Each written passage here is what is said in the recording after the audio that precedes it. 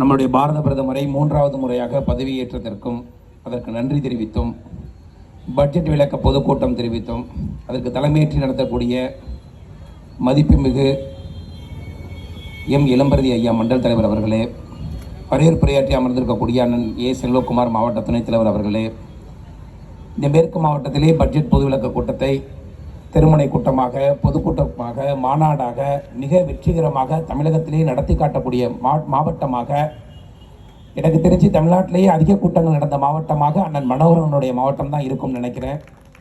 அதுக்கு அண்ணனுக்கு என்னுடைய மனமார்ந்த நன்றி. அண்ணன் பொதுச் செயலாளர்கள் அண்ணன் சுப்பிரமணியன் ரெட்டியார் அவர்களே, எனக்கு முன்னால் பேசி வந்திருக்கக்கூடிய மாவட்ட தலைவர் அண்ணன் ராஜாண்ணன் அவர்களே, மண்டலத்துடைய பொதுச் செயலாளர் ஜி பால்குமார் அண்ணன் அவர்களே, இந்த ஓபிசி அணியுடைய நிகழ்ச்சியை மிக சிறப்பாக ஒருங்கிணைத்த அன்பு சகோதரர் அருண் அவர்களே, மற்றும் எந்த எதிர்பார்ப்பும் இல்லாமல் கட்டிங், கமிஷன், கட்ட பஞ்சாயத்து என்று சென்று கொண்டிருக்கும் தொண்டர்களுக்கு மத்தியிலே இங்கே வந்தால் ஜெயில் தான் கிடைக்கும், இங்கே இருந்தால் குடும்பத்துக்கு ஒன்றும் பெருசாக செய்ய முடியாது, இங்கே ரொம்ப நாள் இருந்து வேலை செஞ்சோம்னா நம்மளே ஏன் வேலை செஞ்சோம்னு தெரியாத அளவுக்கு நமக்கு அவமானம் தான் மிச்சப்படும். ஆனாலும் இந்த நாட்டிற்கு தேவை நரேந்திர மோடி என்கிற ஒற்றை லட்சியத்தில் இந்த மேடையில் அமர்ந்திருக்கீங்கல்ல, உங்க எல்லோரையும் என்னுடைய பாதம் தொட்டு வரவேற்கிறேன். இது இல்லாமல் மேடையிலே கலாச்சாரத்துடைய ரேவதி சகோதரி இருக்கிறார்கள், அக்காக்கள்லாம் நிறைய பேர் இருக்கிறாங்க. எனக்கு முன்னால் நிறைய பேர் பேசுகிறாங்க. ஒரு 12 ஆண்டுகளுக்கு முன்னால் இந்த கட்சியில் வரும்போது அண்ணன் சொன்னபடி மேடை தயாராக இருக்கும். எப்படியோ ஒரு 500 ரூபா மைக் செட் எல்லாம் செட் பண்ணி, நான் சொல்கிறது பொதுக்கூட்டங்களுக்கு, பேச்சாளர் நாங்கள் முதல் நாள்லேருந்து தயாராக இருப்போம், எப்படியாவது மைக்கை பிடிச்சி பேசிடணும்னு. ஆனால் கேட்கறதுக்கு ஆள் இருக்காது. அந்த நிலையில் தான் நம்ம இயக்கம் இருந்துச்சு. அப்படியே காலங்கள் மாற மாற மாற இன்னைக்கு மேடையில் உட்காந்துருந்தோம்னா கீழே இருக்க எல்லாருமே பேசுகிறீங்க. இப்போ நம்ம பொழப்புக்கு பெரிய பஞ்சம் ஏற்பட்டுருச்சுங்கிற எண்ணம் மட்டும் எனக்கு வந்துடுது. ஏன்னா இப்போ கல்வித்துறையெல்லாம் பேசும்போது இந்த கடைசியாக பேசுகிறவங்களுக்கு ஒரு பெரிய பிரச்சனை இருக்குது. எல்லா பாயிண்ட்டையும் எல்லாரும் பேசி முடிச்சுடுவாங்க, எல்லாரும் கூகுளில் தேடுறது தானே. ஆனாலும் அதையும் தாண்டி நாம் நரேந்திர மோடியுடைய வெற்றியை சொல்ல வேண்டிய கட்டாயத்தில் இருக்கிறோம். அண்ணா ஒன்று கேட்டுக்கிட்டு இருந்தாங்க, ராஜாண்ண புதுவை எம்எல்ஏ என்ன பண்ணாரு, இதுக்கு முன்னாடி பெஞ்சமின் இருந்தாரு, அவரும் ஒன்றும் பெருசா பண்ணல, ஆனா புதுவை எம்எல்ஏ என்ன பண்ணாரு அப்படின்னு ஒரு கேள்வி கேட்டார். எனக்கு அப்போ ஒரு பதில் ஒன்று டக்குன்னு தோணுச்சு. மேடைக்கிட்டேயே பழைய எம்எல்ஏவாவது 5 லட்சம் ரூபாய்க்கு 2 லட்சம் ரூபாய் கமிஷன் வாங்கிக்கிட்டு ஒரு லைட்டு போட்டாரு. ராஜகுமார் அதை ஆஃப் பண்ணார். புதிய எம்எல்ஏ அதை ஆஃப் பண்ணி போட்டு இருட்டாக்கி போட்டிருக்காரு. இப்போ நம்ம லைட்டு வாடகைக்கு எடுத்து வைக்கக்கூடிய நிலையில கொண்டாந்து விட்டுருக்காரு. அப்ப இந்த ஒரு லட்சணமே போதும் இந்த திமுகவுடைய அயோக்கிய அராஜக ஆட்சியை பற்றி நாம் தெரு தெருவாக பேசுவதற்கு. தமிழகத்தின் பட்ஜெட்டை பற்றி பேசும்போது தமிழகத்தின் பெயரை ஒரு இடத்தில் கூட உச்சரிக்கவில்லை என்று கேட்கக்கூடிய திராவிட முன்னேற்ற கழக நண்பர்களுக்கு தெரியுமா என்பது எனக்கு தெரியாது. வெறும் 500 ரூபாய்க்கு எக்ஸ்ட்ரா 50 ரூபா உண்டியல்ல போட்டா அதை 450 ரூபா திருடி கொண்டு போய் வைக்கக்கூடிய அமைச்சர்கள் இருக்கக்கூடிய தமிழக அமைச்சர்கள் இருக்கக்கூடிய மத்தியில 50 லட்சம் கோடி ரூபாய்க்கு வருடத்திற்கு பட்ஜெட் போடக்கூடிய தீர தமிழச்சி ஒரு தமிழருடைய உரைதான் உலகமெங்கும் கேட்கிறது என்பது இந்த திமுகவிற்கு தெரியுமா? அவர் தமிழச்சி இல்லையா? நீ தேடுகிற வார்த்தை தமிழகம் என்பதை ஏதாவது ஒரு இடத்தில் தேடுகிற. என் தலைவர் நரேந்திர மோடி என்ன பண்றாரு, இந்த நாட்டுக்கு எத்தனை கிலோ அரிசியை போட வேண்டும், இந்த நாட்டுக்கு எத்தனை கிலோமீட்டர் சாலையை போட வேண்டும் என்பதை ஒரு வீர தமிழச்சி தேர்வு செய்யட்டும் சொல்லி அந்த பதவியில உட்கார வச்சு பேச வைக்கிறார். யார் தமிழர் மீது அக்கறையாக இருக்கிறார்?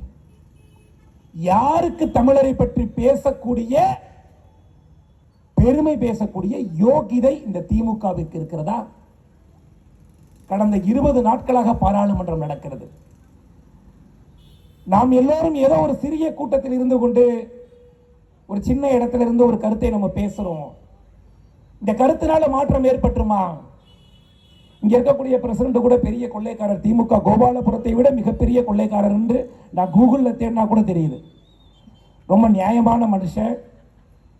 நான் ரொம்ப அவரை பாராட்டுறேன். இந்த இவ்வளவு பெரிய சாலையை விட்டு வச்சிருக்காரு, அதுவே எனக்கு பெரிய ஆச்சரியமா இருக்கு.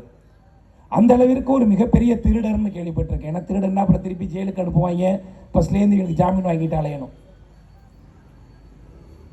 அந்த யோகிதை எப்படிப்பட்டவர்னு நான் வந்து விசாரிக்கும் போதே நம்ம கட்சிக்காரங்களாம் கூட பெருசாக சொல்லலை.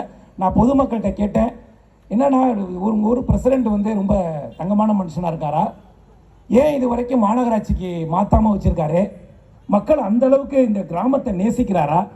ஒருவேளை சில பேர் இருப்பாங்க, இப்போ நம்ம தமிழ்நாட்டை ரெண்டாக படைச்சா அப்படின்னா நம்ம குதிப்போம்ல, சென்னையை நான் அப்படி விட முடியும்னு. சரி, அது மாதிரி அயப்பாக்கத்துடைய அயன்மேனாக இருக்கிறானே மனுஷன், இப்படியெல்லாம் யோகிதமான மனுஷன் திமுகவில் இருக்கானா, நான் ரொம்ப பெருமைப்பட்டேன். அப்புறம் விசாரிச்சு பார்த்தா தான் தெரியுது, கிரவுண்டில் மண்ணை கொட்டினாலும் கமிஷன் கொடுக்கணும், கிரவுண்டில் காம்பவுண்டு கட்டினாலும் கமிஷன் கிடைக்கணும். அட கக்கூசுக்கு வாளியில் எக்ஸ்ட்ரா ஒரு கப்பு தண்ணி எடுத்துட்டு போனாலும் அதில் 1/4 லிட்டர் பிரித்து அவனுக்கு கொடுக்கணும்னு சொல்கிறாங்க. பரவாயில்ல, அப்போ கோபாலபுரத்துக்கு நெருக்கமானவராக தான் இருக்காரு. அவர் கூட சட்டமன்ற உறுப்பினருக்கு சீட்டு கேட்கிறதா பேசிக்கிறாங்க. ஆனால் அவருடைய யோகிதைகளை விசாரிக்கும் போது கண்டிப்பாக அவருக்கு கோபாலபுரம் சீட்டு கொடுத்துரும்.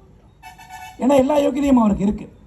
ஏன் இந்த பகுதியை மாநகராட்சியாக மாற்றினால் இங்க இருக்கக்கூடிய திமுகவுக்கு ஏற்படக்கூடிய அடிப்படை பிரச்சனை என்னவென்றால், இங்க பெரிய அளவில் கிராமம் சொல்லி ரூரல் டெவலப்மெண்ட்ங்கிற பேரில் மோடி ஐயாவுடைய திட்டங்களை எல்லாம் வீட்டுக்கு வீடு குடிநீர் கொடுப்பதாக இருக்கட்டும், ரேஷன் கடைக்கு கரீப் கல்யாண் யோஜனை மூலமாக ஒரு நபருக்கு 5 கிலோ அரிசி கொடுப்பதாக இருக்கட்டும், இந்த ரூரல் டெவலப்மெண்ட்ல போடக்கூடிய சாலைகளாக இருக்கட்டும், மின் விளக்காக இருக்கட்டும், பாதாள சாக்கடை திட்டமாக இருக்கட்டும், சாக்கடை திட்டமாக இருக்கட்டும், அதற்கு கொடுக்கக்கூடிய நிதியாக இருக்கட்டும், 100 நாள் வேலை வாய்ப்பிற்கு நேரடியாக வங்கி கணக்கிலே 270 ரூபாயை போடக்கூடிய திட்டமாக இருக்கட்டும், எல்லா திட்டமும் மோடியுடைய திட்டம்.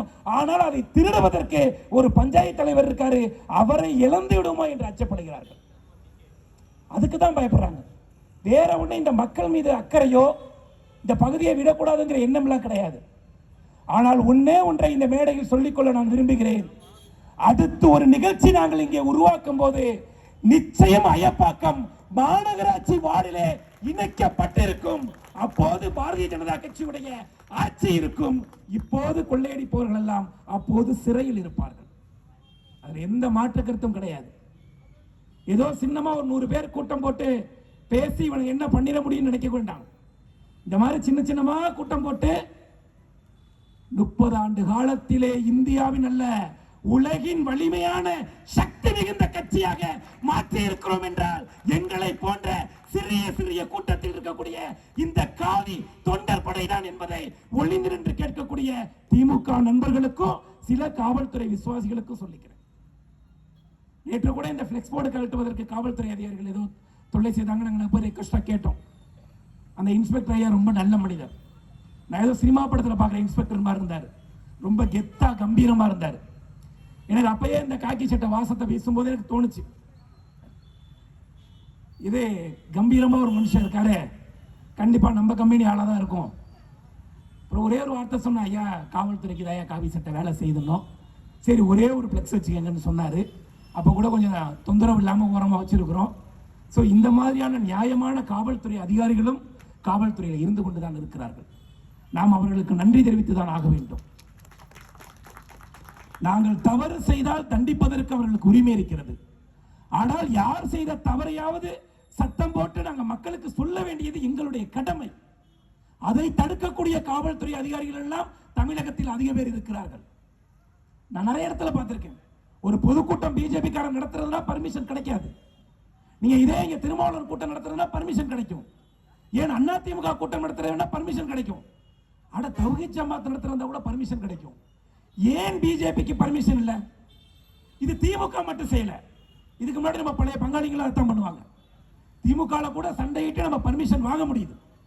பழைய பங்காளிய கூட இருந்தே குடிபறித்து நமக்கு அந்த பர்மிஷனை கொடுக்க மாட்டாங்க. எனக்கு வெகு காலத்திற்கு அதற்கான காரணம் புரியல. நம்ம என்ன சேர போற கூட்டம் 100 பேரோ 200 பேரோ சேருவோம். நம்ம ஒன்றும் பெரிய ஆயிரக்கணக்கான கூட்டம் சேர்ந்து தெருமுனை கூட்டம் நடத்த போறது இல்லை. நம்முடைய பேச்சாளர்கள் ஒன்றும் பேசி இந்த நாட்டில் பெரிய புரட்சி ஒன்று நடந்துட போறது இல்லை. ஆனாலும் இதற்காக இந்த திராவிட கட்சிகள் பயந்து கொண்டே இருக்கிறது என்பதை இப்போதுதான் புரிந்து கொண்டேன். இந்த கட்சிக்கு தலைமை ஏற்க அண்ணாமலை போல் ஒருவன் இந்த கட்சிக்கு வந்து விடுவான். வந்துவிட்டால் இந்த கட்சி வென்றுவிடும். ஆகா, ஆரம்பத்திலேயே அடக்கணும் என்கிற அச்சம் இந்த திராவிட கட்சிகளுக்கு இருந்திருக்கு. அதுதான் காரணம். நம்மை கண்டு அவர்கள் அச்சப்படுகிறார்கள். பாரதிய ஜனதா கட்சி 19% வாக்கு வாங்கிருச்சு. பாரதிய ஜனதா கட்சி அடுத்த முறை ஆட்சி அமைக்குமா அமைக்காதான்? சிலர் பேசுறாங்க, அதிமுகவோடு கூட்டணியில் இருந்தா நாம ஜெயிச்சிருக்கலாம். நாமும் கிட்டத்தட்ட 7 ஆண்டுகளுக்கு மேலாக 2-3 தேர்தலை அண்ணா திராவிட முன்னேற்ற கழக கூட்டணியோடு இருந்திருக்கிறோம்.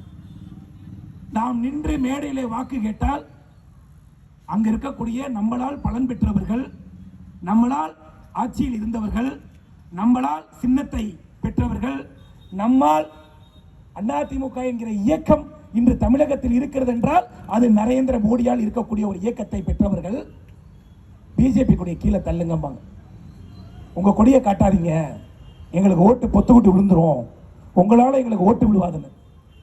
சரி, ஒருவேளை எங்களுக்கு நமக்கு ஒரு எண்ணம், சரி ஒரு கட்சி ஜெயிச்சுட்டு போதுப்பா, நீ தனியாவே நின்று ஜெயிச்சுக்கப்பான்னு சொன்னா எல்லா இடத்துலையும் நம்ம கிட்ட டெபாசிட் இழக்கிறாங்க. அது வரைக்கும் கட்டிங் சிவி சண்முகம் பேசுவார், பாஜகவே இருந்ததுனால தான் அதிமுக தோல்வி பெற்றதுன்னு. இப்ப மைக்க கொடுத்துட்டு எங்கடா போனீங்க விக்கிரவாண்டினா, விழுப்புரம் கோட்டத்தின் தளபதியா சிவி சண்முகம் விக்கிரவாண்டியில் தேர்தலில் வேட்பாளரை நிறுத்துவதற்கே வக்கற்ற ஒரு கட்சி ஆட்சிக்கு வருமா? 56,000 வாக்குகளை பெற்ற தேசிய ஜனநாயக கூட்டணி ஆட்சிக்கு வருமா? சிந்திக்க வேண்டும். மக்கள் தான் முயற்சி எடுக்கணும். இங்க இருக்கிற முன்னாள் அமைச்சர்கள் எல்லாம் புரட்சி தலைவி அம்மாவால் அங்கீகரிக்கப்பட்டவர்களே ஒழிய இந்த மக்களால் அங்கீகரிக்கப்பட்டவர்கள் அல்ல.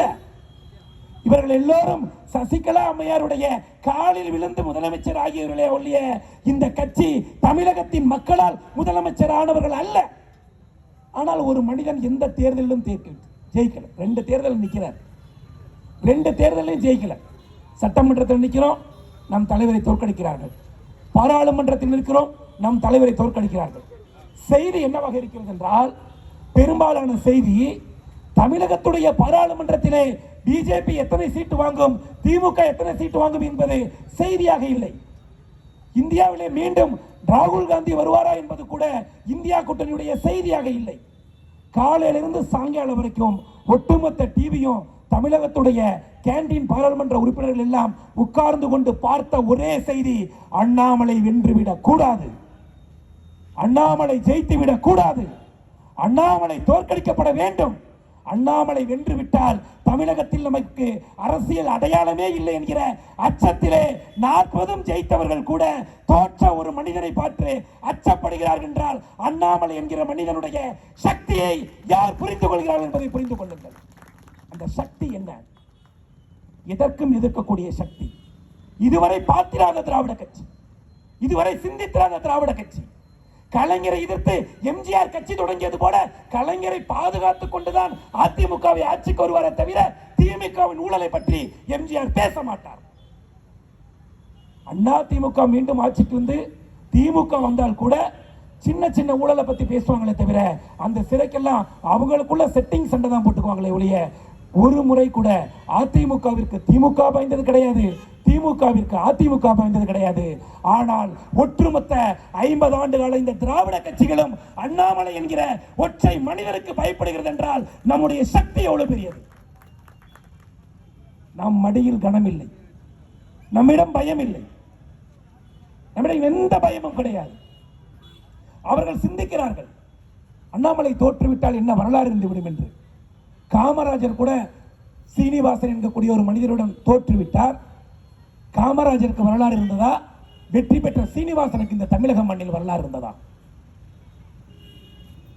முதன்முறையாக குவாலியர் தொகுதியிலே மத்திய பிரதேசத்திலே வாஜ்பாய் நிற்கும் போது இந்திரா காந்தி பார்த்துக் கொண்டிருக்கிறார். அந்த நாட்டின் இளவரசர் இப்ப இருக்கக்கூடிய நம்முடைய சிந்தியாவுடைய பாட்டியை கொண்டாந்து பாராளுமன்ற உறுப்பினர் வேட்பாளராக போடுகிறார்கள். அவர் ஒரு மன்னர், அந்த சிந்தியா என்பவர் மன்னர், அந்த பகுதியின் மன்னர். முதல் வரைக்கும் வேட்பாளரை இந்திரா காந்தி அறிவிக்காம வாஜ்பாய் எங்கு நிற்கிறார் என்று பார்த்துக் கொள்வோம். ஏன்னா பிஜேபி அப்ப நிற்கக்கூடிய கேண்டிடேட்டே 543 நிற்கிறதுக்கு நம்ம கிட்ட ஆள் கிடையாது. ஏதோ ஒரு 200 இடத்துல 250 இடத்துல நம்ம நிற்போம். ஆனால் இந்திரா காந்தி மிக வலிமையான இந்தியாவின் பிரதமராக 400க்கும் மேற்பட்ட இடங்களில் வெற்றி பெற்ற ஒரு ஆட்சியை அமைத்து பார்த்தவர் இந்திரா காந்தி. மிக வலிமையான பிரதமர் இந்த நாட்டில். ஆனால் அவர் பார்க்கிறார், வாஜ்பாய் எங்கு நிற்கிறாரோ வேட்பாளரை உடனே அறிவிக்காதீர்கள். ஒரு வேட்பாளர் கிட்டத்தட்ட வாஜ்பாய் பிரச்சாரத்தை தன்னுடைய சொந்த தொகுதியில் துவங்குறாரு. துவங்குற முதல் நாள் வரைக்கும் வேறொரு பகுதியில் நிறுத்தலாம் இருந்த சிந்தியாவை கொண்டு வந்து குவாலியர் தொகுதியிலே அந்த மன்னரை நிறுத்துகிறார்கள். தேர்தலுடைய ரிசல்ட் வருகிறது. இதே போல அண்ணாமலையுடைய ரிசல்ட்டை எப்படி தமிழ்நாடு இருக்கக்கூடிய பாராளுமன்ற உறுப்பினர்கள் திமுக, அதிமுக, சீமா போனவன் வந்தவெல்லாம் வேடிக்கை பார்த்து கொண்டிருக்கிறார்களோ அதே போல இந்தியா முழுவதும் வாஜ்பாயுடைய ரிசல்ட்டை பார்க்குது. இந்திரா காந்தி அம்மையார் சொல்றாரு, அம்மா நம்ம தமிழ்நாட்டில் 39 ஜெயிச்சிட்டோம், ஓகே. கேரளால 20க்கு 20 ஜெயிச்சிட்டோம், ஓகே. மாப்பி, ராஜஸ்தான் எல்லா பகுதிகளிலும் இருந்து வெற்றி செய்திகள் இந்திரா காந்திக்கு வந்து கொண்டிருக்கிறது. ஆனால் இந்திரா காந்தி அந்த மத்திய பிரதேச குவாலியர் நிலை என்னாச்சு என்று பார்க்கிறார். மாலை 6 மணிக்கு ரிசல்ட் வருகிறது. 1,00,000 வாக்குகள் வித்தியாசத்தில் வாஜ்பாய் தோற்கடிக்கப்படுகிறார். சிந்தியா என்கக்கூடிய இளவரசர் அந்த மண்ணிலே வெற்றி பெறுகிறார். 50 ஆண்டு காலம் கழித்து வெற்றி பெற்ற சிந்தியாவிற்கு இந்தியாவில் வரலாறு இருக்கிறதா? தோல்வி பெற்ற என் தலைவன் வாஜ்பாயிற்கு இந்தியாவில் வரலாறு இருக்கிறதா? எது வரலாறு? வெற்றி தோல்வி வரலாறை உண்டு செய்து விடுமா?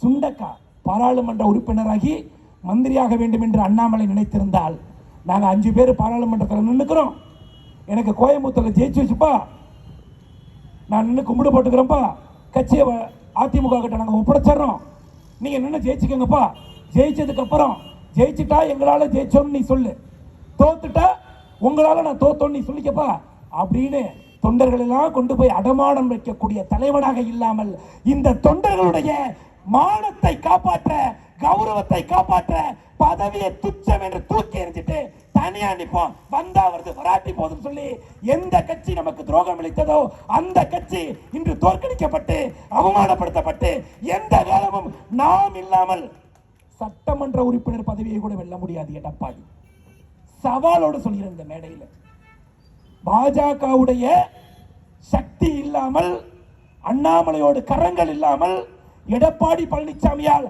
அடுத்த முறை சட்டமன்ற உறுப்பினர் பதவியை கூட பெற முடியாது. செய்து காட்டுவோம். நாங்கள் வெறும் வாய்ச்சொல் வீரர்கள் இல்லை என்பதை எடப்பாடி புரிந்து கொண்டிருப்பார். அந்த அளவிற்கு மக்களிடம் நம்பிக்கை இருக்கிறது நம் மீது. நம் தலைவனுக்காக நாங்கள் தெரு தெருவாக வாக்குகள் கேட்கும் போது அண்ணாமலையை யாருக்கெல்லாம் தெரிந்ததோ அவர்கள் எல்லோரும் வாக்களித்தார்கள். சினிமா நடிகர்களால் ஒரு மாயாஜாலத்தில் இருக்கக்கூடிய தமிழகம் இது. காமராஜரை தோற்கடிக்க அண்ணா, கலைஞர், எம்ஜிஆர் ஒவ்வொருவரும் சினிமாவையே ஆக்குபை செய்து மக்களுக்கு, வெகுஜன மக்களுக்கு தெரிந்தவர்கள். அவர்கள் தோற்கடிப்பதிலோ அவர்கள் நாட்டில் ஆட்சி புரிவதோ பெரிதல்ல. அதற்கு பிறகு புரட்சி தலைவி அம்மா வந்தார். அவருக்கும் பிரபலத்திற்கு ஒன்று பஞ்சமில்லை. ஒரு சாதாரண ஒரு குப்புசாமி மகனாக வந்து எத்தனையோ ஐபிஎஸ் அதிகாரிகள் தமிழகத்தில் இருக்கிறார்கள். ஆனால் ஒரு ஐபிஎஸ் அதிகாரியால் தமிழகத்தில் இருக்கக்கூடிய ஒட்டுமொத்த அமைச்சரவையை கூட மாற்ற முடியும் என்கிற சக்தி இருக்கிறது என்றால் நம் தலைவருடைய சக்தி என்ன?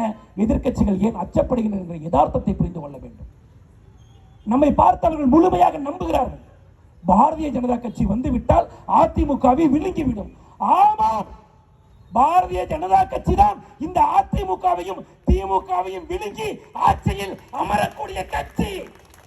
ஆமாம், எத்தனை காலம் உங்கள் அயோக்கியத்தனத்தை, எத்தனை காலம் உங்கள் அக்கிரமத்தை, எத்தனை காலம் உங்கள் கமிஷன், கட்ட பஞ்சாயத்து, அக்கிரம அநியாய கூலிப்படை கொலைகளை நாங்கள் பார்த்துக் கொண்டே இருப்பது? எவ்வளவு காலம் தான் என் தாத்தன் தப்பு செய்தான், என் அப்பா தப்பு செஞ்சார்னா என் பிள்ளைகளுக்கு ஓட்டு போட்டு இந்த தமிழ்நாட்டை சுடுகாட மாத்தணுமா? அதற்கு தான் இந்த மண்ணில் நாங்க பிறந்திருக்கோமா?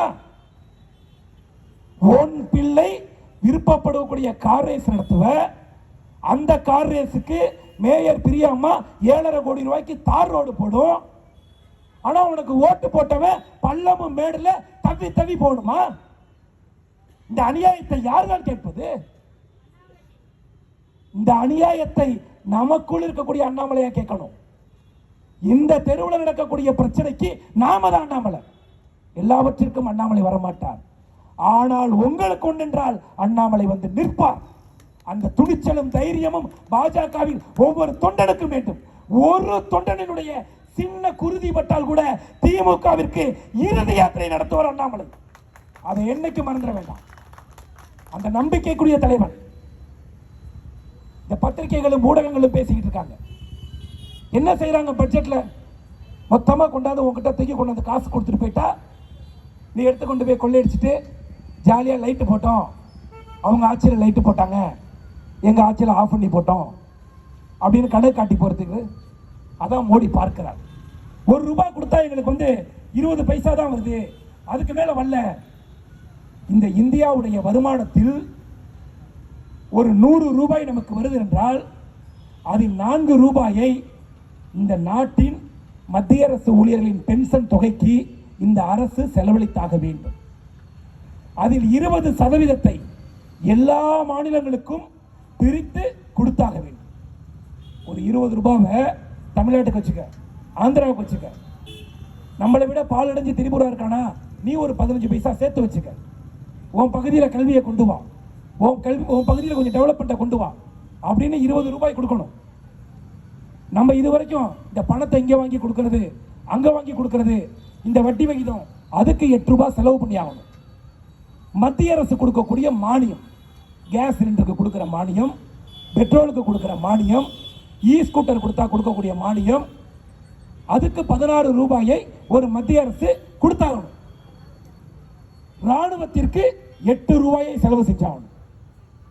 உங்களுக்கு ₹100 நம்ம அரசுக்கு வருதுன்னா ₹8 ராணுவத்துக்கு கொடுத்தா தான் பாகிஸ்தானும் பங்களாதேஷும் இலங்கையும் இன்னைக்கு சீரழிஞ்சு கிடக்கிறான். இந்த கொரோனாவுக்கு பின்னால் அமெரிக்காவுடைய முன்னாள் அதிபரையே துப்பாக்கி எடுத்து சொல்றாங்க. ஆனால் இந்த நாட்டில் கோமாளி எதிர்க்கட்சி தலைவரை கூட நாம் பாதுகாத்து வருகிறோம். ஒரு கோமாளி, ஒரு பப்புவை கூட இந்த நாடு பாதுகாக்கிறது. அதற்கு காரணம் இந்த ராணுவத்திற்கு நாம் ஒதுக்கக்கூடிய ₹8. இது இல்லாம மானியம், இந்த கரீப் கல்யாண் யோஜனாவுக்கு அரிசியில கொடுக்கிறது, விவசாயிகளுக்கு கொடுக்கிறது அப்படின்னு ஒரு ₹6 அவங்களுக்கு பிரிச்சு கொடுத்தாகணும். இது இல்லாம நம்ம எக்ஸ்ட்ரா கொடுக்கக்கூடிய, இப்ப எய்ம்ஸ் கட்டிக்கங்க, நாங்க பாதி காசு தர்றோம், நீங்க பாதி காசு கொடுங்க அப்படின்னு இந்த மாதிரி மத்திய அரசுடைய பல்கலைக்கழகங்கள் உங்க ஊர்ல நீங்க கட்டிக்கங்க, நாங்க ஒரு ₹60 கொடுக்குறோம், நீங்க ₹40 போட்டு கட்டிக்கங்கன்னு சொல்லக்கூடிய ஸ்கீமுக்கு மட்டும் ₹8 ஒதுக்க வேண்டும். இது இல்லாம இதுக்கு முன்னாடி காங்கிரஸ்காரன் வாங்கி வச்ச அத்தனை கடனுக்கும் வட்டி ₹20 கட்டியாகணும். இதுதான் ஒரு ₹100 செலவினம். இதை முதல்ல உதயநிதி தெரிஞ்சுக்கணும். நாங்க ₹1 கொடுத்தா எங்களுக்கு 20 பைசா கொடுக்குன்னு சொல்றாருல, 20 பைசாவை நேரடியாகவும் 80 பைசாவை இது போன்று மறைமுகமாகவும் ஒவ்வொரு திட்டத்தையும் கொடுப்பது மத்திய அரசுடைய வேலை. இன்னைக்கு சென்னையில் இருக்கக்கூடிய நிலைமை என்னன்னா, இந்த மாதிரி லோக்கல் பிரசிடென்ட் எல்லாம் சேர்ந்து ரோட போட்டாங்களோ இல்லையோ, ஆனால் இன்னைக்கு சென்னை வளர வேண்டிய ஒட்டுமொத்த ஐடி கம்பெனியையும் பெரும்பாலான நிறுவனங்கள் ஹைதராபாத் போயிடுச்சு. நீங்க உங்க குழந்தைய நீங்க டெவலப் பண்ணி படிக்க வச்சீங்கன்னா தான் தெரியும். நீங்க ஒரு ஐடி கம்பெனியில் ஒருத்தவங்க வேலை செய்யறாங்கன்னா, ஹையர் ஆபீசரா இருந்தா வேலைக்கு ஆட்கள் ஆந்திரால இருந்து வந்துடுறாங்க. முன்னாடி மாதிரி நம்ம பசங்களுக்கு வேலை இல்லை. இங்க இருக்கக்கூடிய சீனியர்ஸ், அவங்க யார் டீம் லீடரா இருக்காங்களோ அவங்கள மட்டும் ஹைதராபாத் கொண்டு போயிடுறாங்க. அங்க ரேவந்த் ரெட்டியாக இருக்கட்டும், அதற்கு முன்னாடி இருந்தக்கூடிய முதலமைச்சராக இருக்கட்டும், அந்த ஐடி கம்பெனியுடைய பகுதிக்குள்ள ஒரு கட்சி போஸ்டர் கூட ஒட்டுவதற்கு அனுமதிப்பதில்லை. நேரடியா முதலமைச்சர் கண்ட்ரோல் இருக்கு அந்த ஏரியா. எங்கேயும் கட்டிங்க வாங்க முடியாது. அந்த ஊர் கவுன்சிலர் போய் ஹெச்சிஎல் கம்பெனியை கண்ணாடியை உடைச்சு காசு வாங்க முடியாது. மத்திய தொழிற்படையுடைய பாதுகாப்போட இன்னைக்கு தெலுங்கானாவில் இருக்கக்கூடிய ஹைதராபாத் ஒட்டுமொத்த தமிழகத்துடைய ஐடி வளத்தையும் அள்ளிட்டு போயிட்டாங்க. இன்னைக்கு ஐடி கம்பெனி வந்ததுனாலதான் இங்க வீட்டு வாடகை 10,000 இருந்து 20,000 வந்துச்சு. ஐடி கம்பெனி வந்ததுனாலதான் கிராமத்துல ஒரு பையனை கடனை உடனே வாங்கி பிஇ படிக்க வச்சா ஒரு 30,000 சம்பளம் வாங்கி கடனை கட்டுவான், 50,000 சம்பளம் வாங்கினா ஒரு பொண்ணை கட்டிட முடியுங்கிற நம்பிக்கையில ஒவ்வொரு கிராமத்தில் இருந்தவங்க மேலையும் மண்ணள்ளி போட்ட அரசாங்கம் இந்த திமுகவும் அதிமுகவும். இது உண்மை. நீங்க இன்னைக்கு நாவலூரா இருக்கட்டும், எந்த பகுதியிலுமே ஐடியோட புது கம்பெனியே வர்றதில்லை. எல்லாரும் தேவையில்லை நினைக்கிறாங்க. அந்த அளவிற்கு இந்த திமுகவுடைய அராஜக ஆட்சி, உள்ளாட்சி பிரதிநிதிகளால நடக்கக்கூடிய கட்டிங் கமிஷனால தமிழகத்துடைய ஒட்டுமொத்த பொருளாதாரமும் நாசமாய் கொண்டிருக்கிறது. இது உண்மையான தகவல். ஒவ்வொரு திட்டங்களும் இன்னைக்கு நம்ம கிட்ட இல்ல. சென்னை கடந்த 3 வருஷமா வளரல. என்ன பண்றாங்கன்னா ஃப்ரீ பஸ். பெண்களுக்கு வேலை கொடுத்தா தானே ஃப்ரீ பஸ் விடணும். சும்மா மெரினா பீச்சை வேடிக்கை பார்க்கறதுக்கு டெய்லி ஃப்ரீ பஸ்ல போயிட்டு வரலாமா? நீ பெண்களுக்கு வேலை கொடு. இந்த பட்ஜெட்ல கிட்டத்தட்ட 1.5 கோடி இளைஞர்களுக்கு நீங்க முதல்ல வேலைக்கு போறீங்க. ஒரு கம்பெனி வேலைக்கு எடுக்குதுன்னா முதல் மாச சம்பளத்தை அந்த கம்பெனி கொடுக்க வேண்டாம். நமக்காக நரேந்திர மோடி இந்தியாவில் இருக்கக்கூடிய எந்த இளைஞர்களாக இருந்தாலும் வேலைக்கு போய் முதல் மாத சம்பளத்தை கொடுக்குறாங்க. நீங்க படிச்சு முடிச்சு ஒரு அப்ரெண்டிஸ் வேலைக்கு போறீங்க அப்படின்னா 5000 ரூபாய் ஒரு மாதத்திற்கு மத்திய அரசு நம்ம குழந்தைக்கு பயண செலவிற்காக இந்த பட்ஜெட்ல கொடுக்குறாங்க. இந்த பட்ஜெட் என்பது சும்மா எப்ப பார்த்தாலும் டிக்கெட் விலையை குறை, வருமான வரியை கட்டாத, எல்லாம் ஃப்ரீன்னா அடுத்த ஜெனரேஷன் எப்படி முன்னேறும்? அடுத்த ஜெனரேஷனுக்கு எல்லாமே ஃப்ரீயா கிடைச்சிருமா? அரிசி கொடுக்க வேண்டியது நம் கடமை, கல்வி கொடுக்க வேண்டியது நம் கடமை. கல்வியில ஸ்ரீ அப்படிங்கிற ஒரு ஸ்கீம் இருக்கு. இந்த திமுக பண்ண ஒரு உண்மையான அயோக்கியத்தனம் இது. அந்த ஸ்ரீ என்கிற ஸ்கீம்ல எங்கெல்லாம் பள்ளிகள் ரொம்ப மோசமானதா இருக்குதோ அப்படி ஒரு இந்தியா முழுவதும் ஒரு 14,000 பள்ளிக்கூடத்தை எடுத்துக்கிறாங்க. கிட்டத்தட்ட தமிழகத்தில் ஒரு 1000 பள்ளிக்கூடம் தேர்வாகுது. அந்த பள்ளிக்கூடங்களை நேரடியாக மத்திய அரசு தத்தெடுத்துக்குது. 28,000 கோடி ரூபாய் நிதியை 5 ஆண்டுகளுக்கு அந்த 14,000 பள்ளிக்கூடத்துக்கும் மத்திய அரசு ஒதுக்குது. அந்த பள்ளிக்கூடங்கள் எப்படி இருக்கணும்னா ஒரு பசுமை பள்ளிக்கூடங்களாக இருக்கணும். கிட்டத்தட்ட உலகளவிய ஒரு தரமான பள்ளிக்கூடம். இப்ப ஸ்டாலினுடைய பினாமி பள்ளிக்கூடங்கள்ல இருக்குங்கல்ல, அந்த பள்ளிக்கூட கட்டடங்கள் எப்படி இருக்கோ அதுபோல அரசாங்க பள்ளிக்கூடம் இருக்கணும். அதுக்கு நரேந்திர மோடி ஐயா கல்வித்துறை அமைச்சர் தர்மேந்திர பிரதானோடு சேர்ந்து இந்த திட்டத்தை வெளியிடுறார். இந்தியாவில் இருக்கக்கூடிய காங்கிரஸ் ஆளக்கூடிய கர்நாடகா அந்த திட்டத்தில் சேர்ந்துட்டான். நமக்கு என்னப்பா இருக்கு? 1000 பள்ளிக்கூடத்துக்கு ஸ்கீம் தர்றாங்க, கிட்டத்தட்ட ஒரு பள்ளிக்கூடத்துக்கு 10 கோடி 15 கோடி தர்றாங்க, டெவலப் பண்ணுவோம், குழந்தைங்க நல்லா படிக்கும், பரவாயில்லைன்னு கர்நாடகா காங்கிரஸ் சேர்ந்துட்டான். ஆனால் அந்த ஸ்கீம்ல சேராத ஒரே ஒரு மாநிலம் எது தெரியுமா? இந்த தமிழ்நாடு மட்டும்தாங்க. எதனால சேரல? நம்ம வீட்டு பிள்ளைங்க எல்லாம் நல்ல பள்ளிக்கூடம் போயிடக்கூடாது. அரசாங்க பள்ளிக்கூடம் சுமாரா இருந்தாதான் பிரைவேட் பள்ளிக்கூடத்தில் அச்சத்தில் கொண்டு போய் சேர்ப்போம். அரசாங்க பள்ளிக்கூடம் டெக்னிக்கலா இருந்துச்சு வச்சுக்கோங்களேன், எப்படி நம்ம பிரைவேட் பள்ளிக்கூடம் போவோம்? போக மாட்டோம். அதனாலதான் கேந்திரிய வித்யாலயா மாவட்டத்துக்கு கொண்டு வரணும்னு சொன்னா வேண்டாம், நாங்கள் மத்திய அரசுக்கு எழுதி. நவோதயா பள்ளிக்கூடத்தை நாங்கள் தமிழ்நாடு ஃபுல்லா கொடுக்கிறோம்னு சொன்னா முடியாது, நாங்கள் மத்திய அரசுக்கு எதிரி. எதனால இதெல்லாம் கொடுக்க கூடாது? இங்க இருக்கக்கூடிய ஏழை பிள்ளைகளுடைய கல்வி தரம் உயர்ந்து விடக் கூடாது என்பதில் இந்த திமுகவும் சரி இந்த அதிமுகவும் சரி. குழந்தைங்களுடைய படிப்புல வயிற்றுல அடிச்சிட்டு நீ காலையில புளியோதரை போடுறேன் பொங்கல் போடுறேன்னு விளம்பரம் பண்றியே, அசிங்கமா இல்ல? இதுவா அரசாங்கம்? நீங்கள் மதிய உணவு கொடுப்பது கட்டாயம், காலை உணவு கொடுப்பது கூட தேவைதான், நான் இல்லைன்னு சொல்ல. காலை உணவு போட காலைல குழந்தைங்க திரும்பி வயிற்று வச்சா போறதுக்கு கக்கூஸ் கட்டி வச்சிருக்கியா நீ பள்ளிக்கூடத்துல? நான் சொல்றது யதார்த்த பிரச்சனை.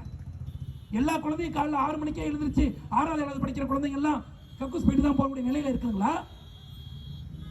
இதெல்லாம் யதார்த்தமான பிரச்சனை. இதுவெல்லாம் இந்த திமுகவிற்கு தெரியாது. அவர்களுக்கு தெரிந்ததெல்லாம் விளம்பரம் விளம்பரம் விளம்பரம். எத்தனை காலத்துக்கு விளம்பரம் செய்வீர்கள்? எத்தனை காலத்திற்கு தமிழன் நாம வளர்ந்துட்டோம் வளர்ந்துட்டோம் வளர்ந்துட்டோம்னு சொல்லிக் கொண்டிருக்கக்கூடிய நேரத்தில் இன்னைக்கு உத்தரப்பிரதேசம் நம்மை விட 100 மடங்கு வேகத்தில் போயிட்டு இருக்காங்க. ஒரு தமிழனாக எனக்கு பொறாமையாக இருக்கிறது. ஒரு பாஜக காரனாக யோகி ஆதித்யநாத்துடைய மாற்றம் வெற்றியாக இருந்தாலும் கூட ஒரு தமிழனாக அது எனக்கு பொறாமையா இருக்கு. என் மாநிலம் எல்லாத்திலையும் பின்தங்கி போயிட்டு இருக்கு. என் மாநிலத்தில் இன்னும் சாதி கலவரம் நடந்துகிட்டு இருக்கு. என் மாநிலத்தில் தெலுங்கு தெரு கூலிப்படையுடைய கொலை நடந்துகிட்டு இருக்கு. ஒரு பட்டியலிடத்துல சமூக நீதி பேசின ஒரு நல்ல தலைவனாக வளம் வந்த ஆம்ஸ்ட்ராங் உயிருக்கு கூட பாதுகாப்பு இல்லாத சூழ்நிலையில இந்த திமுக நடத்துறியே, நீ யாருடைய சமூக நீதிக்காக வேலை செய்யற? சும்மா பிஜேபி இருக்கக்கூடிய முன்னாள் ரவுடிகளுக்கெல்லாம் ஒரு நோட் லெட்டர் அனுப்புறது, ஆம்ஸ்ட்ராங் கொலையில உங்களுக்கு சந்தேகம் இருக்கு, அதை பத்திரிகையில நியூஸ் கொடுக்குறது. இப்ப பார்த்தா செல்வ பெருந்தகை ஒரு அண்ணா வந்து கத்திட்டு இருக்காரு. என்ன சொல்றாரு? ஆம்ஸ்ட்ராங்க்கு இங்க சமூக நீதிக்கு பாதுகாப்பு இல்ல, ஆம்ஸ்ட்ராங் கொலையை நீங்க சீரியஸா கண்டுபிடிக்கணும். அப்புறம் பார்த்தா செல்வ பெருந்தகை பக்கத்துல அஸ்வத்தம்மன் ஒருத்தர் இருக்காரு. நம்ம அஸ்வத்தம்மன் இல்ல, அங்க இருக்க அஸ்வத்தம்மன். முக்கிய குற்றவாளி அவர் தானே, அப்புறம் தான் கைது பண்றாங்க. எதுக்குடா சிபிஐ வேண்டாம்னு சொல்றாங்கன்னா காரணம் இப்பதான் புரியுது. இதுவும் எதனால கைது பண்ணாங்கன்னா, பழைய ஈவிகே இளங்கோவன் காலமா இருந்தா கைது பண்ணிருக்க மாட்டாங்க. நம்ம தலைவர் செல்வ பெருந்தகை செய்ய முடியாத ஒண்ணு செஞ்சு பேசிட்டாரு. அது அடிமைகள் கழகம். அவங்க அடிமையா இருந்தே 30 வருஷம் பழகிட்டாங்க. பாசம்பரமா இருக்கட்டும், ஈவிகே இளங்கோவனா இருக்கட்டும், அழகிரியா இருக்கட்டும், தங்கபாலா இருக்கட்டும், அவங்களுக்கெல்லாம் ரொம்ப காலமா காங்கிரஸுக்கு ஒரு கட்சியும் கொள்கையும் மறந்தே போயிடுச்சு. அவங்க திமுகவை மிரட்டி ஏதோ பழைய ஆதாரங்களை வச்சுக்கிட்டு 10 சீட்டை வாங்கிக்கிட்டு நான் எம்பி ஆனமா நீ எம்எல்ஏ ஆனமான்னு ஜாலியா நடத்திட்டு இருக்கீங்க. இந்த மனுஷன் புதுசா வந்து ஒரு போடுறாரு, காங்கிரஸ் ஆட்சி அமைக்கும். கூட இருக்க அஸ்வத்தமன் தான் கொலையாளிகளை கண்டுபிடிச்சு பிடிச்சிட்டாங்க. இன்னும் ஒரு வாரம் கழிச்சு செல்வ பெருந்தகை அவர்கள் காங்கிரஸ் தனித்து எங்க சொல்லட்டுமே, நீ சொல்லி பாரு. முக்கிய குற்றவாளியே பக்கத்தில் இருக்கவங்களை பிடிச்சிட்டாங்க. குற்றம் செய்ய சொன்னது யாரும் கண்டுபிடிச்சிருவாங்க. சொல்ல முடியாது. இந்த நிலையில தான் இன்னைக்கு தமிழகத்துடைய அரசியல் களம் இருக்கிறது. ஒரு இளைஞனும் ஒரு படித்தவனும் புதிதாக ஒருத்தவர்கள் அரசியலுக்கு வந்தால் அவங்க மேல சேரை வீசுறது. என்னமோ அண்ணாமலை 20 வருஷமா இந்த நாட்டுக்கு முதலமைச்சரா இருந்து, ஒரு 30 வருஷமா துணை பிரதமரா இருந்து, ஒரு 10,000 கோடி ரூபாய் கொள்ளையடிச்சு லண்டன் போற மாதிரி அவர் படிக்கிறதுக்கு லண்டன் போறாரு. இவங்க குடிக்கிறதுக்குனே லண்டன் போய் பழகினவங்க. இவங்களுக்கு படிக்கிறதுக்கு லண்டன் அனுப்புறதுங்கிறது தெரியாது. தான் பிள்ளைய அனுப்பிச்சா கூட அங்க போய் வர்றது படிக்கிற மாதிரி போட்டோ வரும்னு பார்த்தா சில பிள்ளைங்களை பிடிக்கிற மாதிரி போட்டோ வருது. அப்படியே இருந்து பழகினவங்க. அவங்களுக்கு லண்டனுக்கு படிக்க போறாருன்னு இந்த யூடியூப் சேனல்லாம் சேர்ந்துக்கிட்டு தலைக்கு 20,000 ரூபாய் தாங்க கொடுக்குறாங்க. ஊபியா இருந்தா 200 ரூபாய், சேனலா இருந்தா 20,000 ரூபாய். அவங்களுக்கு இந்த 2ஆம் நம்பர் மேல என்னதான் லைக்குன்னு தெரியல. அந்த 20,000 ரூபாய்க்கு அண்ணாமலை 1 லட்சம் கோடி ரூபாய் சொத்து சேர்த்து விட்டார். 10,000 கோடி சொத்து சேர்த்து விட்டார். 10,000 கோடியில சொத்து சேர்த்துட்டோம்னா திமுக கோபாலபுரமே இங்க இருக்காது. 100 எம்எல்ஏவோட அடுத்த ஆட்சி எங்க ஆட்சியாக அமைஞ்சிடும். அதை தான் என் தலைவர் செய்வார். எடுத்துக்கிட்டு போறதுக்கு என்ன இருக்கு? தனக்கு பதவி தேவைன்னா கூட்டணியில் நின்று உள்துறை இணையமைச்சர் ஆகிட்டு டாட்டா காட்டிட்டு போயிட்டே இருந்திருப்பார். தமிழகத்திற்கு சுதந்திரம் தேவை. இந்த திராவிட கட்சிகளிலிருந்து இந்த தமிழக மக்களுக்கு விடுதலை தேவை. இந்த திராவிட முன்னேற்ற கழகத்திலும் இருந்து ஏழை எளிய மக்களுக்கு முன்னேற்றம் தேவை. இந்த விவசாயிகளுக்கு மாற்றம் தேவை. இளைஞர்களுக்கு வேலை வாய்ப்பு தேவை. மாணவர்களுக்கு நல்ல கல்வி தேவை. இவ்வளவு தேவை இருப்பதால் தான் தமிழகத்திற்கு அண்ணாமலை தேவை என்பதை நரேந்திர மோடி முடிவு செய்து வைத்திருக்கிறார். எதுக்காக முடிவு செய்து வைத்திருக்கிறார்? இந்த ஒரு காரணத்துக்காக தான் முடிவு செஞ்சு வச்சிருக்கார்.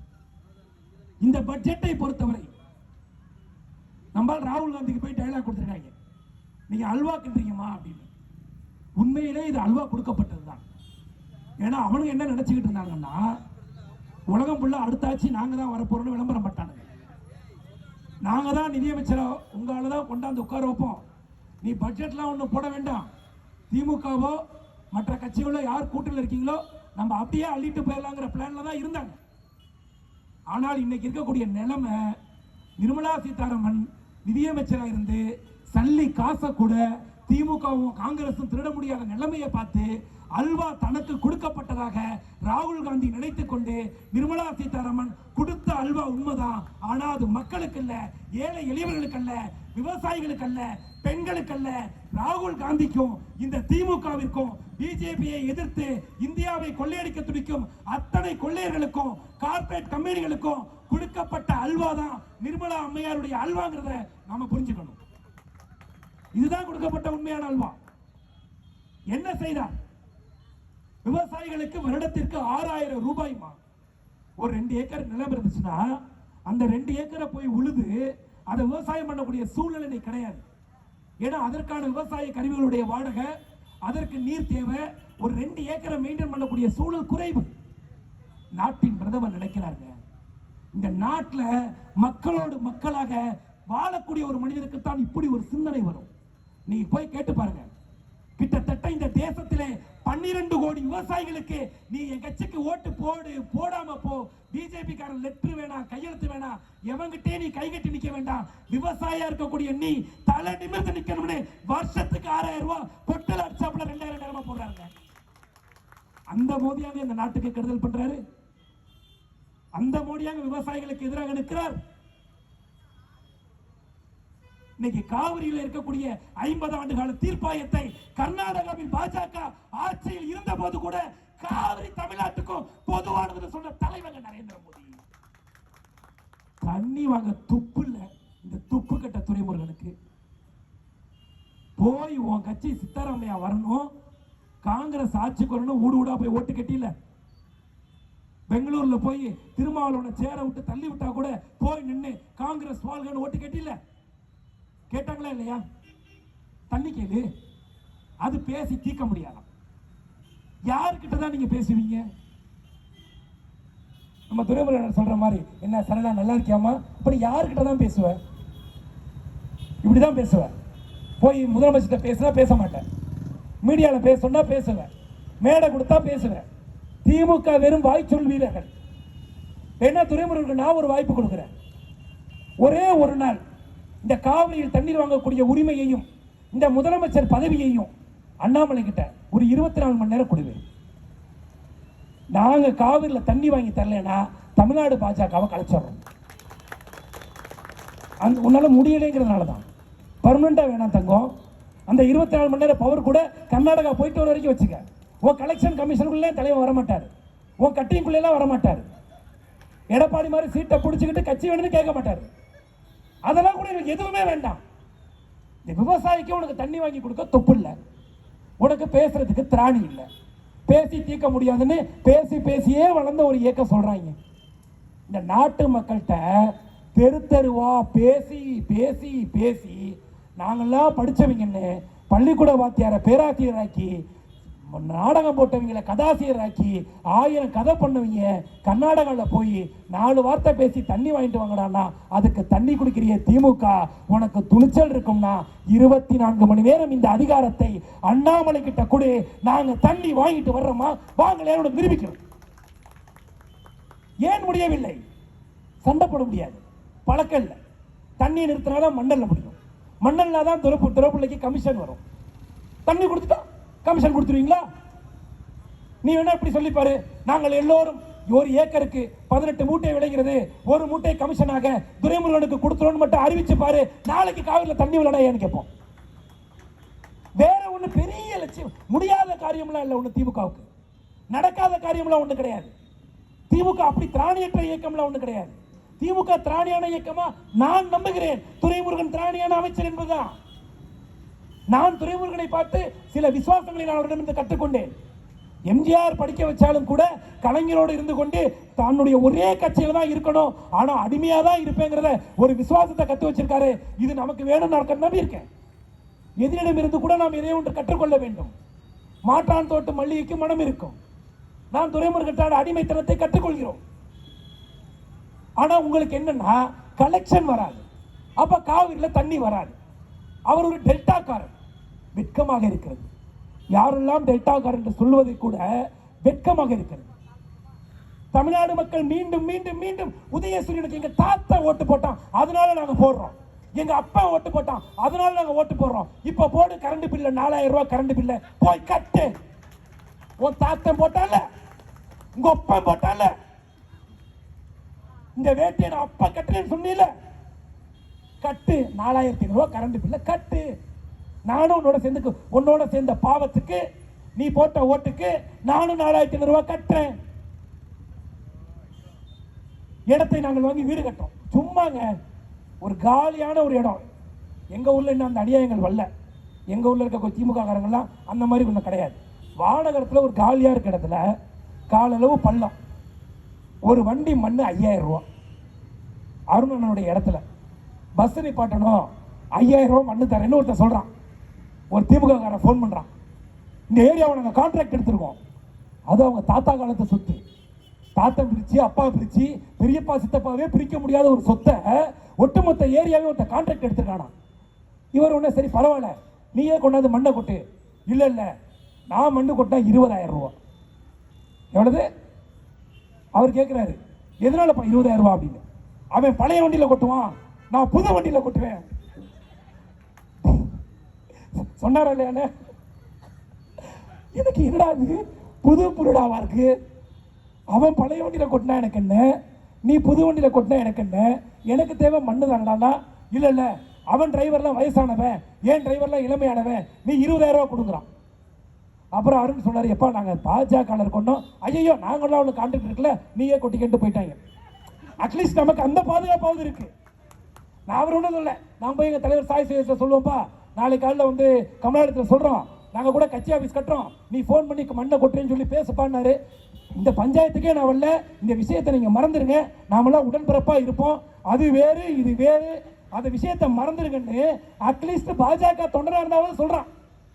அப்பாவி நிலைமை, என் தாத்தா ஓட்டு போட்டாரு, எங்கள் அப்பா ஓட்டு போட்டாரு, கொட்டு மண்ணை 20,000 ரூபாய்க்கு உன் தலையில போட்டு கொட்டு, கொட்டிக்க, யாருக்கு கேடு. 1000 ரூபா கொடுத்தாரு எங்க அண்ணாச்சி, அந்த பிரசிடண்ட் அண்ணா எப்படா ஜெயிச்சாருன்னா 1000 ரூபா பவர் ஃபீல்ட்ல கொடுக்குறாரு. கான்ட்ராக்ட் போட்டது வீட்டு வசதி துறை வாரியமா, இந்த ஊரை பிளாட் போட்டது, சொத்து வாங்குறதுக்கு பொண்டாட்டி தாலியையும் புதுசா வந்த பொண்டாட்டி தாலியும் அடமான வச்சு ஒவ்வொருத்தனும் காசு சேர்த்து ஒரு சதுரடி 4,000 5,000 ரூபாய் வாழ்க்கையில ஒரு இடத்த வாங்கி நம்ம பிள்ளைக்கு கொடுத்துட்டு போயிட்டோம்னா, போயிட்டீனா உதயசீலனுக்கு ஓட்டும் போட்டு போயிட்டீனா நீ போக்கண்ணா, அப்பையும் உனக்கு மண்ணளி போட பிஜேபி காரன் தான் வந்து நிக்கணும். ஐயா அவன் தாத்தா காலத்துல இருந்து உங்களுக்கு ஓட்டு போட்டான், அந்த பாவத்துக்காண்டியாவது அவனை மன்னிக்கடானா மன்னிக்க மாட்டான். ஏன்னா நாங்க ஒரு கிரவுண்ட் இடம் வாங்கினா இவருக்கு 1 லட்சம் ரூபாய் கப்பம் கட்டமா. பெரிய வீரபாண்டிய கட்டபொம்மை பரம்பரைங்க சாக்சன் துறை. இந்த திமுகவுடைய கவுன்சிலர்களுக்கெல்லாம் என்ன எண்ணம்னா, அவர்கள் ஒரு பிரிட்டிஷ் ஏகாதிபத்தியத்தில் பிறந்ததாகவும், தாங்கள் ஒரு ஜாக்சன் துறையாகவும், இந்த மக்கள் எல்லாம் அடிமை மக்களாகவும், சென்னையில் எவன் கை வச்சாலும் சொந்த ஊருக்காரன் இருக்க மாட்டான்ல. யாரும் சொந்த ஊருக்காரன், எங்க ஊர்ல வந்து கேட்டா சொந்த ஊருக்காரன் 10 பேர் கடப்பார் எடுத்து விட்டோம் ஓடிடுவாங்க, அங்க பண்ண மாட்டாங்க. இங்க எவனுக்கு சொந்த ஊர் கிடையாது, எவன் ஸ்பீடா வந்தாலும் அவன் தான் சொந்த ஊருக்காரன். இப்ப நான் லேட்டா வந்திருக்கேன், எனக்கு முன்னாடி 2 வருஷம் வந்து 8 ஊருக்காரன் சொல்றான், நான் இந்த ஊரின் பூர்வீகன் தான், எப்படா வந்து என்ன 2 வருஷம் வச்சுக்கிறான் லீடிங். நான் சொன்னேன், அப்பா இந்த ஊர் அப்படிதான் இருக்கு, நாம இன்னும் 2 வருஷம் கழிச்சு புதுசா வர பக்கத்துல இருக்காங்க மெட்டிக்குவோம், அது வரைக்கும் இவங்கிட்ட அட்ஜஸ்ட் பண்ணி போய்க்குவோம். நான் அப்புறம் சொன்னேன், நானும் குளத்தூர் மருமகன் தான், இந்த கொலகார திமுக குடும்பத்துடைய வரலாறு தெரியுது, அதுலயே இருக்கக்கூடிய ஒரு குடும்பத்தில தான் நானும் பொண்ணு எடுத்திருக்கேன். இன்னும் சொல்ல போனா என் மாமனார் சொல்லுவார், நான் வந்து திமுகவுக்கு தான் அப்படி நீங்க வரதுக்கு முன்னாடி ஓட்டு போட்டோம் அப்படின்னு. அப்புறம் தான் என் பொண்டாட்டி சொல்லுவோம் கனகதையா, நாங்க பட்ட கஷ்டம்லாம் என்ன தெரியுமா, துயரம்லாம் என்ன தெரியுமா, எங்க அப்பானால எங்க குடும்பத்தில் நடந்ததெல்லாம் என்ன தெரியுமா, திமுக ஓட்டு போட்டா இந்த குடும்பத்துக்கு இப்படித்தான் நடக்கும், அது எனக்கு ஓட்டு போட்டு நடந்தது கிடையாது, நீங்க வந்ததுக்கு அப்புறம் தான் அப்படி நல்லா இருக்கும். ஆமா பாஜக வந்தாதான் நல்லா இருப்பேன், அது என் சொந்த குடும்பமா இருந்தாலும் சரி. கட்சியையும் ஆட்சியையும் மக்கள் தன்னுடைய எதிர்கால சந்ததியினருக்கு சேர்க்கக்கூடிய சொத்துக்களை யார்கிட்ட பாதுகாப்பா விட்டுட்டு போற? இந்த உதயநிதி கும்பல முதலமைச்சரை பார்த்து ஐயோன்னு கைத்தட்டி சிரிக்கிறதுக்கா உன் பிள்ளைய யூபிஎஸ்சி எக்ஸாம் ஐஐடி எக்ஸாம்னு 12 மணிக்கு அடிச்சு படிக்க வைக்கிற? அயோக்கியத்தனம், கேவலம். உன் பிள்ளை படிச்சு முன்னேறினா மட்டும் நாட்டுக்கு முதலமைச்சர் அறிஞர் அண்ணா வந்துருவாரா? ஓட்டு போடணும்ல, மக்கள் நினைக்கணும்ல. 1000 ரூபாய் கொடுத்தா கூட 2000 வாங்கி சோப்புல வச்சுட்டு தாமரைக்கு ஓட்டு போட்ட விசுவாசமான மக்களும் 19% பேர் இந்த பூமியில இருக்காங்க. அவன் பாதம் தொட்டு நான் மன்னிப்பு கேட்டு, பாதம் தொட்டு நன்றி தெரிவிச்சுக்கிறேன். உன் காலில் விழுறோம் ஒட்டுமொத்த பாஜக காரணம். நீ தாமரைக்கோ சைக்கிளுக்கோ எங்க குக்கருக்கோ நீ ஓட்டு போட்டுறீங்கன்னா உன் காலை தொட்டு பாதம் தொட்டு இந்த பாஜக காரன் குடும்பத்தை பின்னாடி நிப்பாயா? உன் வீட்டில் பிரச்சனைனா சொல்லு, பாஜக கொடியோட வந்து நிற்போம். உன் வீட்டில் நீ மண்ணு கொட்ட ஒரு திமுக கவுன்சிலர் மிரட்டான்னு சொல்லு, உன் இடத்த ஒருத்தர் அபகரிக்கிறான்னு சொல்லு, உனக்கு காவல்துறையில நியாயம் கிடைக்கலன்னு சொல்லு. இந்த பிஜேபி கார ரத்த சிந்தி உயிரை விட்டு உனக்கு பின்னாடி நிப்பாயா? ஓட்டு போடாதவனுக்கு சொல்றோம், உன்னையும் பாதுகாக்க நாங்கள் உயிரை விடுவோம். ஏன்னா இந்த தமிழ்நாடை பாதுகாத்தே தீர வேண்டும் என்கிற லட்சியத்தோடையும் வெறியோடையும் அதற்காக எதை வேண்டுமானாலும் தியாகம் செய்யலாம் என்கிற சக்தியோடையும் நாங்கள் கிளம்பியிருக்கோம். அதை பற்றி எந்த கவலையும் கிடையாது. பேசி முடிச்சுட்டு போனா ஜெயிலு தான் கிடைக்கும், கிடைச்சிட்டு போகுது, அதை பற்றி கவலையே கிடையாது. அட்லீஸ்ட் என்னால 100 ஓட்டு இந்த வாரில் வாங்க முடிஞ்சா கூட அது கூட என்னுடைய உழைப்பு கிடைத்த வெற்றி நான் நினைக்கிறேன். இந்த நாட்டுக்கு நான் செய்யக்கூடிய வேலை நினைக்கிறேன். சுதந்திரம் தியாகம் என்று இந்த நாட்டிற்கு சொந்த சொத்தள்ளி கொடுத்த வஉசி பிறந்த இந்த மண்ணில எத்தனையோ இந்த ஆங்கிலேயர்களை எதிர்த்து களத்தில் நின்ற பசுமன் முத்துராமலிங்க திறந்த மண்ணில நாங்க ஜெயிலுக்கு போனா மட்டும் ஒண்ணு குறைஞ்சு போயிடாது. ஒரு 3 மாசம் ஜெயிலுக்கு போனா நல்ல அறிவு தான் வருது, நல்ல சோறு தான் போடுறாங்க. இப்ப இருக்க நிலைமைக்கு வீட்டில் இருக்க சோறை விட அது நல்ல சோறா தான் இருக்கு. பாஜக திரும்பி திரும்பி கஞ்சா வித்தா உடனடி ஜெயில் கிடையாது, கூலிப்படையில பண்ணா உடனடி ஜெயில் கிடையாது, கண்டுபிடிப்பாங்க, தேடி பிடிப்பாங்க. ஆனா நீங்க திமுக எதிர்த்து ஒரு பாஜக காரங்க Facebookல ஒரு பதிவு போட்டு பாருங்க, காலையில 4 மணிக்கு அதிரடி படம் வந்து உங்களை கைது செய்யும், என்ன வேணாலும் குற்ற வழக்கு போடும். எவ்வளவு அச்சம் பாருங்க. பாஜக காரன் ஒரு முகநூல்ல பதிவு போட்டாலே இந்த திமுக அச்சப்படுகிறது என்றால், அடுத்து அமையக்கூடிய ஆட்சி பாரதிய ஜனதா கட்சியுடைய ஆட்சி என்றால் இந்த தவறு செய்த திமுக நிலைமை என்னவாகும்? நம்ம கண்டு அச்சப்படுகிறார்கள். நாம் வளர்ந்து விடுவோம் என்று எதிர்க்கட்சிகள் நம்புகிறார்கள். அதிமுகவை விழுங்கி விடுவோம் என்று நாம் நம்புகிறோமோ இல்லையோ, எடப்பாடி நம்புகிறார். எடப்பாடி அந்த கட்சிக்கு பொதுச் செயலராக இருக்கும் வரை அதிமுகவை நாங்கள் அழிக்க வேண்டாம், அது நீயே அந்த வேலையை பார்த்துருவ, அது எங்களுடைய பணி அல்ல. உதயநிதி இந்த நாட்டில் முதலமைச்சராக பதவியேற்ற பின்பு திமுகவை அழிப்பதற்கு அண்ணாமலை தேவைப்பட மாட்டார். அந்த பணியை உதயநிதியை செய்து விடுவார். நாம செய்ய வேண்டியது ஒண்ணே ஒண்ணுதான். நமக்கு ஓட்டு போட்ட மக்களுக்கும் நமக்கு ஓட்டு போடாத அப்பாவி மக்களுக்கும் பாதுகாப்பாக நிற்க வேண்டும். நாம போய் வீடை வளர்த்து வச்சு நாம கலெக்ஷன் கேட்க கூடாது, நாம அவங்களை பாதுகாக்கணும். காவல்துறையில் ஒரு சாதாரண எளியவனுக்கு ஒரு வாய்ப்பு இல்லைன்னா கூட துணை நிற்பக்கூடியவன் பாஜக காரங்கள் ஒரு பேர் இருக்கிறது. பாஜக காரனுக்கு எல்லா காவல்துறை அதிகாரிகளையும் மரியாதை இருக்கும். ஏன்னா அவன் கட்ட பஞ்சாயத்துக்கு ஸ்டேஷன் வரமாட்டான், தனக்கு ஒன்று தேவை என்று வரமாட்டான். அண்ணா இவங்களை பாதுகாக்கணும்னா, அண்ணா எங்களுக்கு ஒரு அப்ரூவல் வேணும்னா, அண்ணா அவன் பாவனா அப்படிங்கிறதுக்கு தான் பிஜேபி காரன் போலீஸ் ஸ்டேஷன் போய் நின்றுக்காரே ஒழிய ஒரு முறை கூட தன்னுடைய சொந்த தேவைக்காக சொந்த வாழ்க்கைக்காக எந்த காவல் நிலையத்து வாசலிலும் காவி சட்டை போட்டு நின்னதே கிடையாது. இந்த வரலாறு நமக்கு தொடரணும். இதுதான் நம் லட்சியம். நாம் காயப்படலாம், நாம் அவமானப்படலாம், ஆனால் எதிர்காலத்திலே நம் பிள்ளைகள் எல்லாம் உயர்ந்த இடத்தில் அமர வேண்டும் என்றால் இந்த காவி கொடி தமிழகத்தை செயின்ட் ஜார்ஜ் கோட்டையை தூக்கி எரிஞ்சிட்டு அது வள்ளுவன் கோட்டையாக அண்ணாமலை அமரணும். அந்த இடத்துல காவி டி ஷர்ட்டை பார்த்தாலே அச்சப்பட இல்ல. இந்த திமுக காரனை பார்த்து நான் சொல்றேன், நீங்கள் இருக்கக்கூடிய காலத்திலேயே இந்த ஜார்ஜ் கோட்டை பேரை மாத்தி வள்ளுவன் கோட்டையாக்கி அதுல காவி பெயிண்ட் அடிக்கல, அடிச்சு காவி கொடிய பறக்க விடல. நாங்கள் எல்லாம் பாஜக தொண்டர்கள். எதுவெல்லாம் நீ முடியாது என்று சொன்ன, காஷ்மீரை கை வச்சா தலைவலி, காஷ்மீரை கை வச்சு காட்டணும். அயோத்தியை தொட்டால் இந்தியா நான்காக பிளக்கும், பிளந்து பாடுறான்னு அயோத்தி ராமருக்கு பூஜை பண்ணும். வக்பு வாரிய சொத்தை தொட்டா நீங்கள் பாவத்தில் விழுகிறீர்கள். ஒரு எம்எல்ஏ சொல்லியிருக்காரு, தமிழ் அன்சாரியாரோ, நெருப்பின் மீது கை வைக்கிறீர்கள். நாங்க வைக்கல, நீ தான் நரேந்திர மோடிங்கிற நெருப்புன்னு தெரியாம கை வச்சுட்டு இருக்க. நெருப்பு எதுன்னு தெரியாம நீ கை வச்சுட்டு இருக்க. இப்ப வக்வாரிய சொத்தை நீ ஆட்டை போட முடியாதுன்னு ஒரு சட்டம் போட்டாங்க. வேற ஒன்றும் அதுல பெரிய விளக்கம்லாம் இல்லை. அந்த வக்வாரிய சொத்தை மூத்த தலைவருங்கிற பேர்ல சில பேர் ஆட்டையை போட்டுட்டு இருந்தான். அவன் மட்டுமே முடிவெடுக்கிறது. இப்ப நீங்க ஒரு 1 ஏக்கர் சொத்து வச்சிருக்கேன்னு வச்சுக்கோங்களேன், ஒரு 10 சென்ட வக்வாரியத்துக்கு வித்தறீங்க.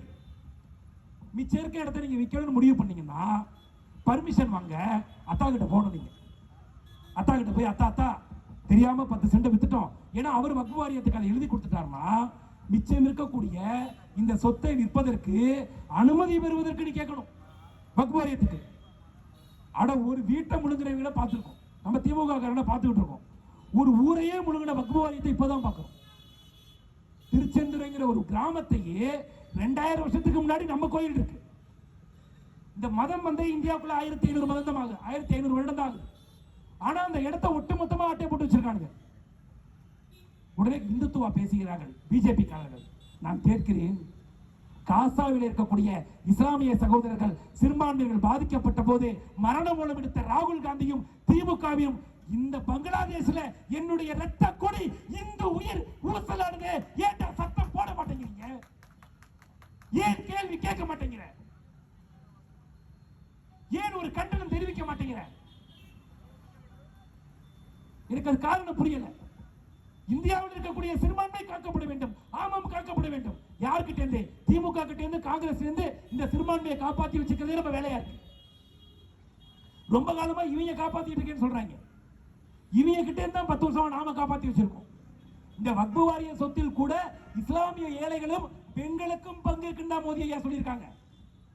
அந்த பவரை கொண்டு போய் மாவட்ட ஆட்சியர் கையில தான் கொடுத்திருக்காங்களே தவிர அந்த பவரை பிஜேபி அலுவலகத்தில் கொடுக்கல, உங்க கலெக்டர் தான் கொடுத்திருக்கோம்.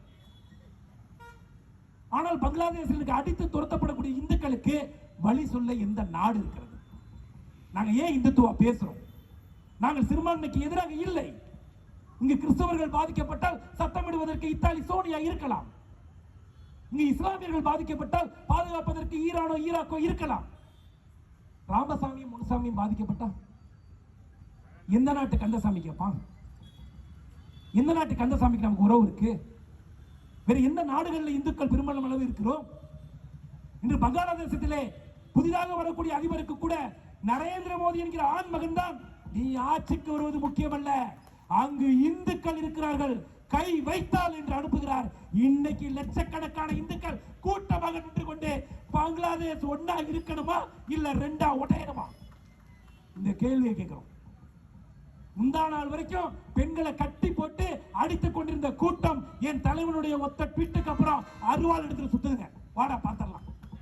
இருக்காண்டா, எங்களுக்கு ஒரு நாடு இருக்குடா, எங்க நாட்டுக்கு நரேந்திர மோடி இருக்காரு, நீ தொடு, நான் உன்னை வெற்றோம்னு ஒவ்வொரு இந்து பெண்களும் நிக்கிறாங்களே.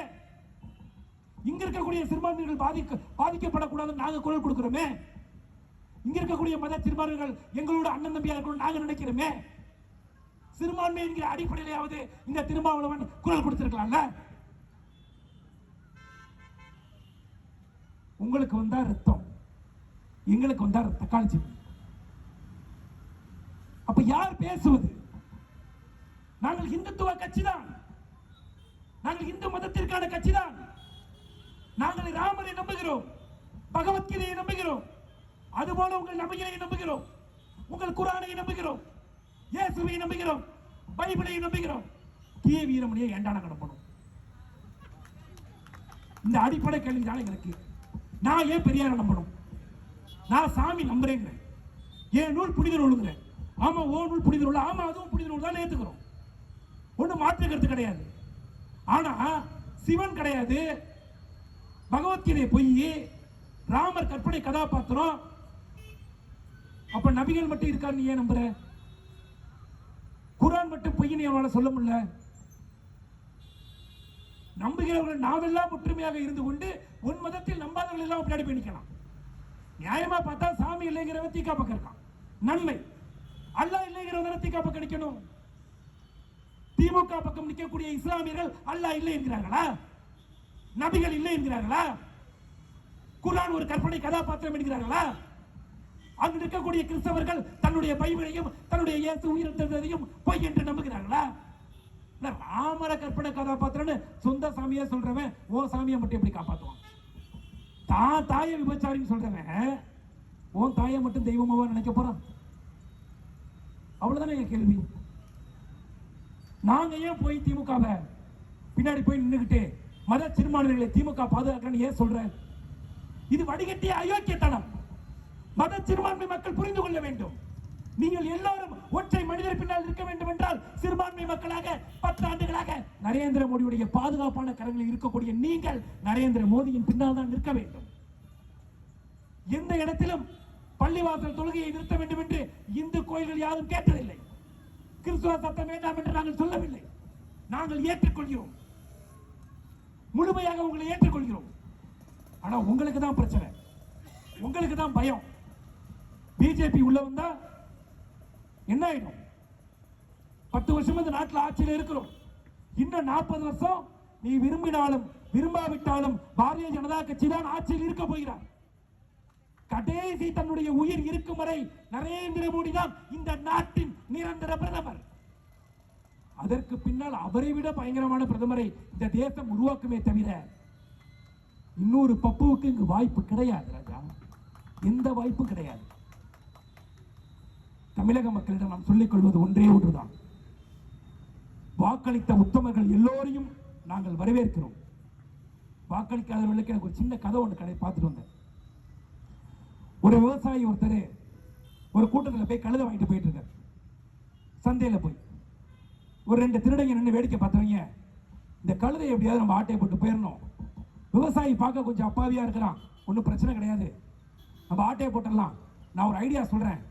நீ போய் முதல்ல கழுதையுடைய கழுத்துல இருக்க இன்னொரு கயிறை ஏன் தலையில கட்டிக்க.